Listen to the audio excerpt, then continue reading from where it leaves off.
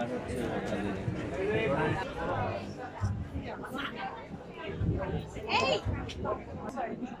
কেমন আছেন চাচা?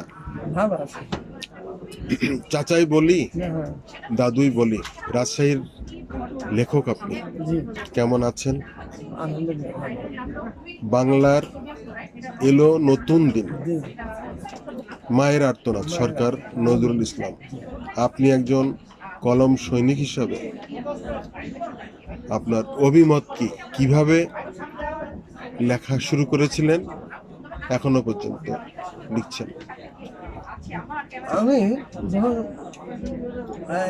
1973 সাল আমার এক বন্ধু একদিন আমাকে ধরলো, একসাথে আমরা প্রাইমারি থেকে বন্ধু, কিন্তু একই সঙ্গে ম্যাট্রিক পাস। তারপর দুইজনেই আমি ব্যাংকে চাকরি করি, জনতা ব্যাংকে। আমি চাকরিটা ভাগ্যক্রমে করিনি, ছাড়ি দিয়েছিলাম, ও করে। তা আমাকে একদিন ধরলো যে নজরুল, আর একটা আমার বই প্রকাশ করছে পুঁথিয়ায়, 73 সাল, একটা তো কবিতা লিখতে হবে। আমি মহা বিপদ, আমি কী করি লিখি।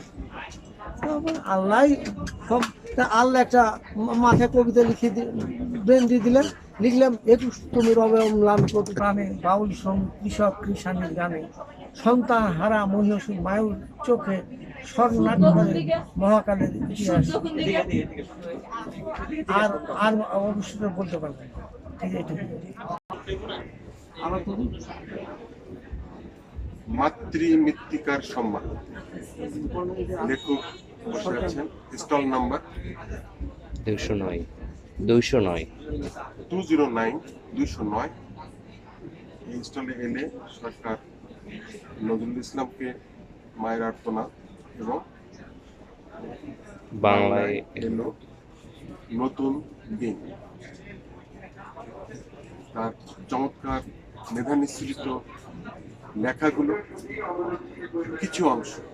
ঘন ঘন গর্জ আমি করি খুব উঠে মেঘ বহে ঝড়ো হাওয়া, শূন্য শূন্য মহাদুর্যোগের অশনি ভেঙে গেছে মাস্তুল, লাইট ছিঁড়েছে পাল, যাত্রী দাড়ি শঙ্কিত, দশা বড় বেহাল। অন্যটি বাংলায় এলো নতুন সুদিন, দুই নম্বর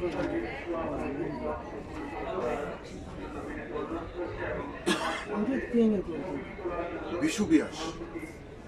তোমরা নাকি অনেক হচ্ছে জেনেছ, তোমার নাকি হচ্ছে বিয়ে, দুদিন পরে সাজবে বধূ, লাল বেনারসি দিয়ে পড়েছে সে, আসবে বর বকুল তোলা দিয়ে, লম্বা শেরওয়ানি আর পাগড়ি পরে, বধূ বেশে মুখখানি দিয়ে।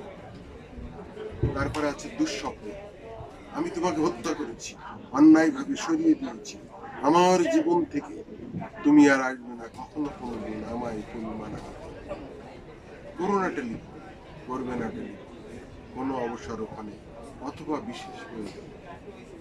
দুঃস্বপ্ন গাথা, বাংলায় এলো নতুন দিন, এই দুটি বই 209 209 লেখককে সরাসরি দেখতে পাচ্ছেন, এখান থেকে সংগ্রহ করতে পারেন। সবাইকে শুভেচ্ছা। 8ই ফাল্গুন মহা সেই উৎসব, কবিতার উৎসব। 21শে ফেব্রুয়ারি বিখ্যাত সেই দিনক্ষণে দীক্ষিত কবি তার এই বয়সে একজন কলম যোদ্ধা হিসাবে বেঁচে থাকবেন আরো অনেকগুলো বছর আমাদের মাঝে। শুভ কামনা, শুভরাত্রি।